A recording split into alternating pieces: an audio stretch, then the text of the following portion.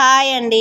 చూడండి, ముళ్ళవాడి చేపలు తీసుకున్నాను. ఆ ముళ్ళవాడి చేపలు ఇట్లా చేసుకోవాలి. శుభ్రంగా తోళ్ళన్నీ ఒలిసి పెట్టుకున్నాను, పొలుసు లేకోకుండా.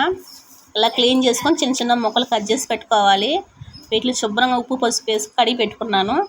దాంట్లో పొడి మసాలాకి ఎండు కొబ్బరి, చిన్నులపై, అల్లం ముక్క ఇవన్నీ తీసుకోవాలి. మసాలాకి ఇవన్నీ తీసుకొని పొడి చేసుకొని పెట్టుకున్నాను.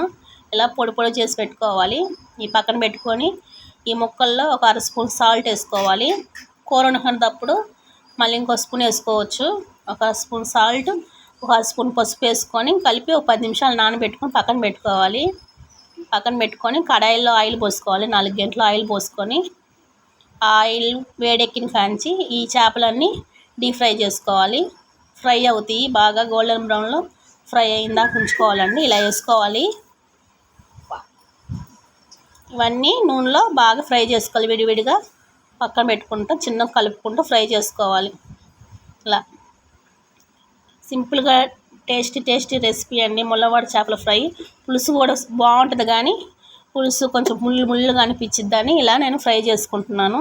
ఇవన్నీ ఫ్రై అయిన చూడండి, పొడి మసాలా అంతా ఈ ఆయిల్లో వేసుకుంటున్నాను. చేపల ఫ్రైలో ఇలా వేసుకోవాలి. మొత్తం మసాలా అంతా వేసుకుంటున్నాను. ఈ మసాలా అంతా వేసుకొని కారం కూడా 3 గంటలు వేసుకోవాలండి. కారం 3 గంటలు, అలాగే ఒక స్పూన్ సాల్ట్ కూడా వేసుకుంటున్నాను. ఇవన్నీ వేసుకొని బాగా వేగించుకోవాలి. చూడండి, ఇలాగా 3 గంటలు కారం చల్లుకుంటూ ఉండాలి.